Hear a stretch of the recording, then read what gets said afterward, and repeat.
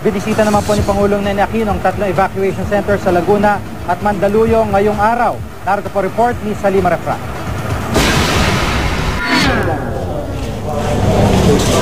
Pasado alas 11 ng umaga nang dumating si Pangulong Nene Aquino sa De La Paz Elementary School sa Biñan, Laguna. Ito ang unang pinuntahan niya sa pagbisita ngayong araw sa mga nasalanta ng habagat na pinaigting ng Bagyong Maring. Kasama niya mga tauhan ng DSWD at lokal na pamahalaan. Nangunang Pangulo sa pamimigay ng relief goods sa may 300 pamilyang tumutuloy roon. Sunod na binisita ng Pangulo ang Landayan Covered Court sa San Pedro, Laguna. Medyo makakaasa tayong gaganda na yung panahon. Maganda ho ng panahon, mas mapupuntahan na ho natin iba pa natin mga kababayan, buong gobyerno ho, para maasikaso ang lahat may pangangailangan. Sa pagbisita naman niya sa Mandaluyong Elementary School, dumepensa ang Pangulo sa mga nagsabing ngayon lang siya nakitang umaksyon sa pananalasa ng habagat.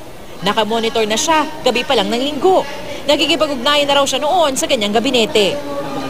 At the end of the day, siguro the proof is in the pudding. Kung pumalpak yung gobyerno, palagay ko ako nasisi kaliwat kanan, kung maganda naman ang ginagawa ng gobyerno ngayon, baka pwede na rin ako madamay doon. Sa barangay Bagong Silangan, Quezon City, 6,000 residente ang nanunuluyan sa mga evacuation center.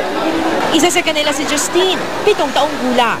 Mag-isa niyang inaalagaan ang kakambal niyang si Angel, isang special child. Asan si mama niyo?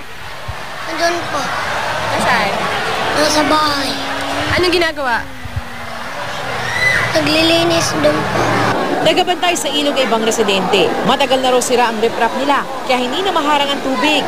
Marami pa rin ang takot bumalik sa kanilang mga bahay. Sa Roas District, may parte pa rin na lubog sa baha. Pero kanya-kanyang linis na ang mga residente. Nasa 300 pamilya ang nasa Holy Family Parish na nagsilbing evacuation center. Isa sa kanila si Mang Leonardo. Hindi pwedeng mabasa ang butas niya sa tiyan na galing sa pagdadialysis.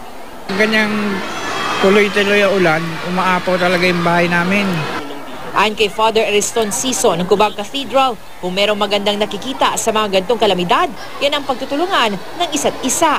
Pero sana raw, mabigyan sila ng permanenteng solusyon. So far lang, alam natin, mababa yung lugar. Mababa yung lugar, kaya ulan, tapos nag-overflow yung creek, baha na. Sana maihanap talaga sila ng mas magandang lugar, mas magandang matitirahan. Salima Refran, GMA News.